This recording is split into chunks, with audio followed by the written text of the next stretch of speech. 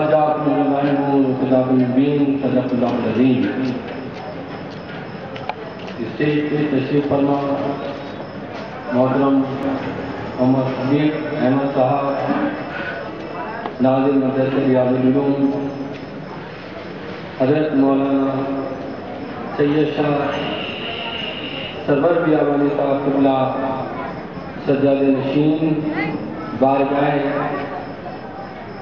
بیابانی رحمۃ اللہ علیہ محی الدین بیابانی ورنگر،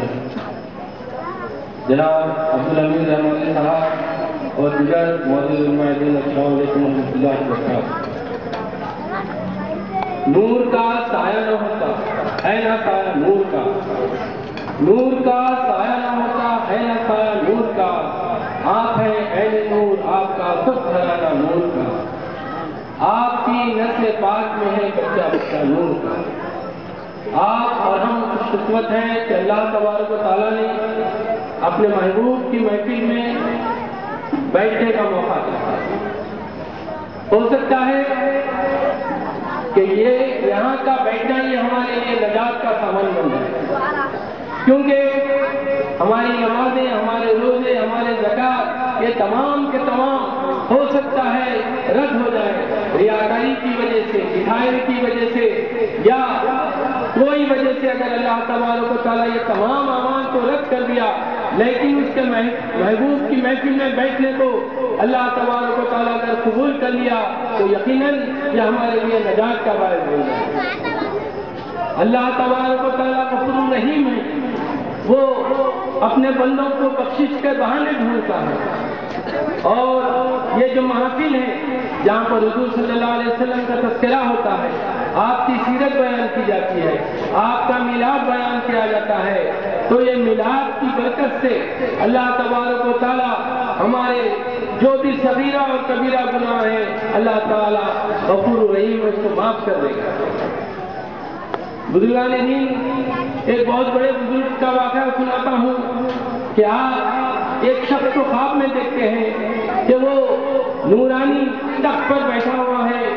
اور اس کے اطراف نور و ظلمہ ہیں، تو آپ کہتے ہیں اس شخص سے کہ میں نے زندگی بھر تجھ کو مختلف گناہوں میں مبتلا پایا، لیکن اب یہ دیکھتا ہوں کہ تیری آخرت اچھی ہو گئی اور تو اچھے مقام پر دیکھتا ہوں۔ تو وہ شخص کہنے لگا، ہاں میں تو گنہگار تھا، خطا کار تھا، لیکن جب بھی حضور صلی اللہ علیہ وسلم کا نام سنتا تو محبت سے درود پڑھ لیتا تھا، تو اللہ تبارک و تعالیٰ کو یہ ادا اسی پسند آئی کہ مجھ کو یہ مقام عطا کیا۔ تو یقیناً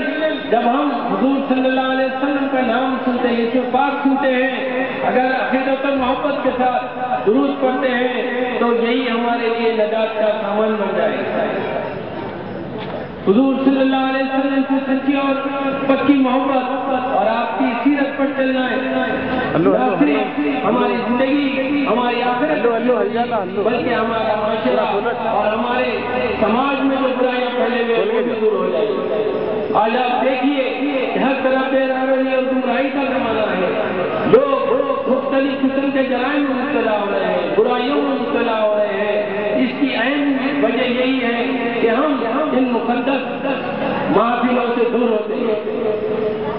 یہ محافل منعقد کرنے کا مقصد و منشا یہی ہے کہ حضور صلی اللہ علیہ وسلم کی سیرت کو پیش کیا جائے، حضور صلی اللہ علیہ وسلم کی تعلیمات کو پیش کیا جائے، حضور صلی اللہ علیہ وسلم کے مقام مرتبہ کو پیش کیا جائے، تاکہ ہم غیر لوگوں میں، غیر اقوام میں اسلام کی اور ہمارے پیغمبر صلی اللہ علیہ وسلم کی سیرت اور آپ کی شخصیت کو پیش کریں۔ آج دنیا میں جو بے راہبری گمراہی ہے اس کا اہم وجہ یہی ہے کہ ہم حضور صلی اللہ علیہ وسلم کی تعلیمات سے دور ہو گئے ہیں۔ ہمارے گھروں کا جو ماحول پراگندہ ہے، ہمارے گھروں کے اندر جو ماحول خراب ہو چکا ہے، اس کی اہم یہی وجہ ہے کہ ہم نے بچوں کو حضور صلی اللہ علیہ وسلم کی تعلیم، آپ کی محبت اور اہل بیت اطہار کے تذکرے سے ہم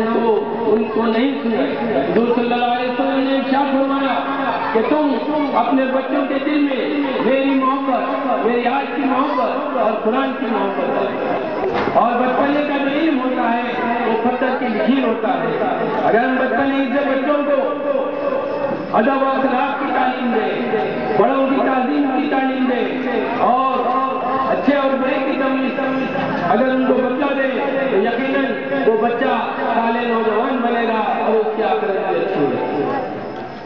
حضور صلی اللہ علیہ وسلم کے جو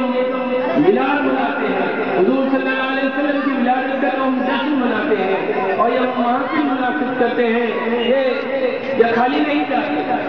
پہلے کا یہ معاملہ تھا کہ کوئی علاقے میں، کوئی صوبے میں، کوئی گاؤں یا دیہات میں کوئی وبا پھیل جاتی تو بزرگان دین مشورہ دیتے کہ گاؤں میں میلاد کی محفل منعقد کرو. اور یقیناً یہ میلاد کی محفل کی برکت سے اللہ تبارک و تعالیٰ ان کو بلاؤں سے محفوظ فرما دیتا تھا، وباؤں سے محفوظ فرما دیتا تھا اور گھروں میں خیر و برکت کا ضرور جاتے. لوگ معاشی طور پر پریشان ہو جاتے تو بزرگان دین یہ فرماتے کہ جب تم گھروں میں پریشانی ہو جائے، معاشی پریشانی ہو جائے تو تم اپنے گھروں میں میلاد کی محفل کرو. یقیناً اس کی برکت کی وجہ سے اللہ تبارک و تعالیٰ تمہارے گھروں میں برکت ڈالے گا. حضور صلی اللہ علیہ وسلم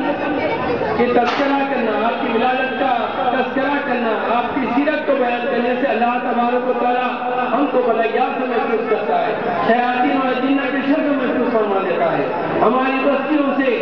نحوسوں کو دور کر دیتا ہے. ہم خوش قسمت ہیں حضور صلی اللہ علیہ وسلم کی ولادت کا جشن منانے یہاں جمع ہو گئے ہیں اور یقیناً جہاں ہم ولادت کا جشن منا رہے ہیں وہاں ہم بار بار درود پڑھیں گے. جب ہم بار بار درود پڑھیں گے تو یقیناً اللہ تبارک و تعالیٰ اس کی برکت سے ہماری آخرت کو اچھا کرے گا. حضور صلی اللہ علیہ وسلم ارشاد فرماتے ہیں کہ حشر کا میدان ہے کہ سب نفس و نفسی کا عالم ہے کہ ایک شخص کو دوزخ کی جانب لے کے جا رہے ہیں تو حضور صلی اللہ علیہ وسلم کوئی چمکتی ہوئی چیز نامہ اعمال کے جو میزان ہوتا ہے اس میں ڈالتے ہیں تو اس کے بغل سے جو نیکیوں کا پلہ تھا بھاری ہو جاتا ہے اور جس کے نصیب میں دوزخ لکھی ہوتی ہے اس کو جنت میں بھیج دیا جاتا ہے. وہ شخص کہتا ہے کہ یا رسول اللہ میں تو اپنے گناہوں کی وجہ سے دوزخ میں جا رہا تھا، آپ نے کون سی چیز ڈالی کہ میرے نامہ اعمال میں نیکی کا پلہ بھاری ہو گیا؟ تو حضور صلی اللہ علیہ وسلم ارشاد فرمائیں گے کہ تو نے جو عقیدت اور محبت سے مجھ پر ایک مرتبہ درود بھیجا تھا میں نے وقت ضرورت اس کو سنبھال کر رکھا تھا اور آج جب تجھ کو ضرورت ہے میں نے تیرے پلے میں ڈال دیا. تو یقیناً درود شریف کی برکت اللہ تبارک و تعالیٰ دنیا میں بھی اور آخرت میں بھی اس سے برکات ظاہر فرمائیں گے. حضور صلی اللہ علیہ وسلم پر درود بھیجنے کا ایک واقعہ سنیے. ایک نوجوان اپنے والد کے ساتھ حج کو جاتا ہے، راستے میں والد کا انتقال ہو جاتا ہے، وہ پریشان ہے کہ ریگستان ہے، دور دور تک کوئی آدمی نہیں. دفتن اپنے باپ کے چہرے کو دیکھتا ہے تو اس کے باپ کا چہرہ تبدیل ہو جاتا ہے. وہ پریشان ہوتا ہے کہ میرے باپ نے زندگی میں کون سا کام کیا تھا، کون سا گناہ کیا تھا کہ آج مرنے کے بعد اس کا چہرہ تبدیل ہو گیا ہے اور وہ پریشان ہوتا ہے کہ میں کس کو بتلا بھی نہیں سکتا. تو ہوتا یہ ہے کہ وہ اس کی آنکھ لگ جاتی ہے تو خواب میں یہ دیکھتے ہیں کہ کوئی نقابپوش وہاں پر آتے ہیں اور اس کے والد کے چہرے پر ہاتھ پھیرتے ہیں تو یہ نوجوان وہ صاحب کا قدموں کو پکڑ لیتے ہیں کہ آپ کون ہیں کہ ایسے وقت میں میری مدد کریں کہ میرے باپ کا چہرہ تبدیل ہو گیا تھا، آپ کے دست لگنے سے وہ روشن ہو گیا. تو آپ کہتے ہیں کہ میں محمد رسول اللہ صلی اللہ علیہ وسلم ہوں کہ یقیناً میرے باپ کے گناہوں کی وجہ سے چہرہ تبدیل ہو گیا تھا لیکن اس نے مجھ پر ایک مرتبہ عقیدت اور محبت سے درود بھیجا تھا تو اس کی وجہ سے میں آج جب وہ لاچار اور پریشان ہے میں اس کی مدد کے لیے آ گیا. تو یقیناً بزرگان دین کا جو معمول رہا ہے کہ وہ شب و روز اللہ کا ذکر اور درود شریف کی کثرت کرتے تھے، آج اللہ تبارک و تعالیٰ ان کا نام روشن کر دیا. تو یہ محفل منعقد کرنے والے، اس میں حصہ لینے والے یقیناً قابل مبارکباد ہے کہ اللہ تبارک و تعالیٰ نے ان کو یہ کام کرنے کی توفیق عطا فرمائی، اور یقیناً دنیا اور آخرت میں اللہ تبارک و تعالیٰ ان کو اس کا بہترین اجر دے گا، کیونکہ یہاں بہترین مقررین ہیں اور آپ کو تمام کو سننا ہے۔ تو میں اپنے الفاظ کو سمیٹتا ہوں، آخر میں اللہ سے دعا کرتا ہوں، یا اللہ کرم کر محمد مصطفیٰ کے واسطے، مشکلیں دور و شہیں مشکل کشا کے واسطے، یا الہی کربلا شہید کربلا کے واسطے، صلی اللہ علیہ وسلم